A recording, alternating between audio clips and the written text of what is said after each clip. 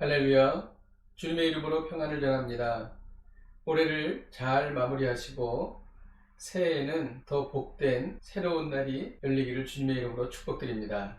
오늘 하나님께서 우리에게 주시는 말씀은 베드로후서 3장 10절에서 18절까지 말씀입니다.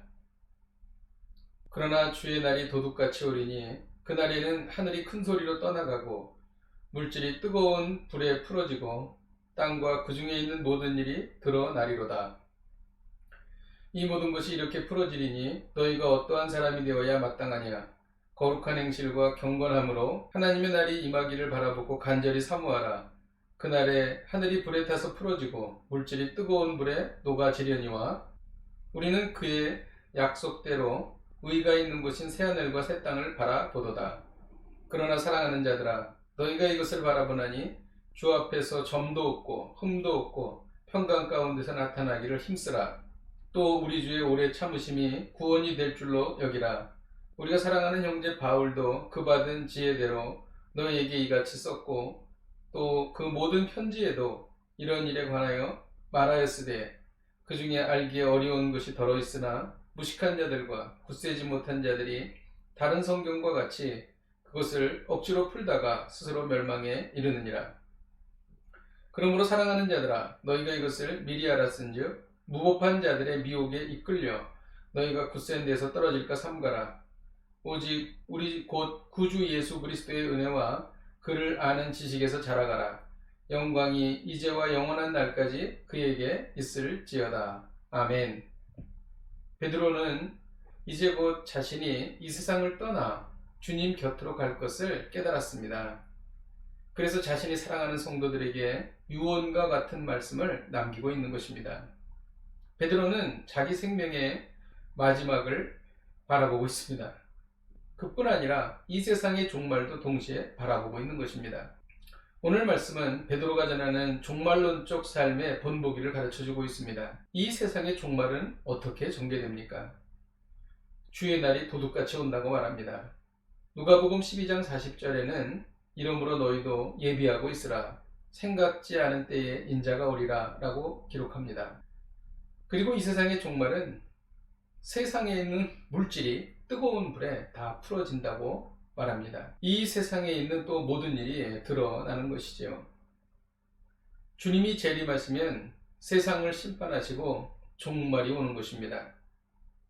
베드로는 세상의 종말을 준비하라고 권면하고 있습니다. 시한부 종말론자들은 재산을 정리하고 회사도 그만두고 집단적으로 모여 이상한 행동을 하며 종말을 준비합니다. 이는 성경적인 준비가 아닌 것이죠. 성도들은 어떻게 주의 재림을 바르게 준비할 수 있을까요? 12절에는 주의 재림을 믿으며 그날을 간절히 사모하라고 말합니다. 재림의 날은 악인에게는 심판의 날이지만 성도들에게는 구원의 날이기 때문입니다. 또 14절에는 거룩하고 경건하여 주 앞에서 부끄러움이 없도록 살기 위하여 힘쓰라고 말합니다. 재림을 준비하는 최선의 방법은 거룩입니다. 세상과 구별되어 말씀대로 살아가는 것이지요. 그리고 18절에는 예수 그리스도를 아는 지식에 자라라고 말합니다. 재림 후에는 신랑 되신 예수님과 동고동락하며 영원히 살게 됩니다. 그래서 이 날을 위해서 예수님을 인격적으로 깊이 알아가야 하는 것입니다. 이스라엘의 결혼식은 정혼을 한 뒤에 1년 뒤에 정식 결혼을 합니다. 그 사이에 신부는 신랑에 대해서 배워가는 것이죠. 그런 것들을 배워가며 자기가 살 미래를 준비해 나가는 것입니다. 마찬가지로 우리도 예수 그리스도를 아는 지식에 자라가야 할 것입니다. 주의 재림을 잘 준비하면 어떻게 됩니까?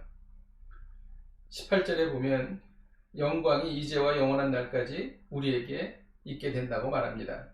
뜨거운 물질에 풀어질 유한한 세상의 것에 집착하지 말고 주의 재림을 지혜롭게 준비해야 할 것입니다. 이것이 2020년 마지막 날 주시는 주님의 말씀입니다. 기도하겠습니다. 하나님 아버지, 정말 주의 재림이 가까웠음을 느낍니다. 하나님, 우리가 주님의 재림을 지혜롭게 준비하기를 원합니다.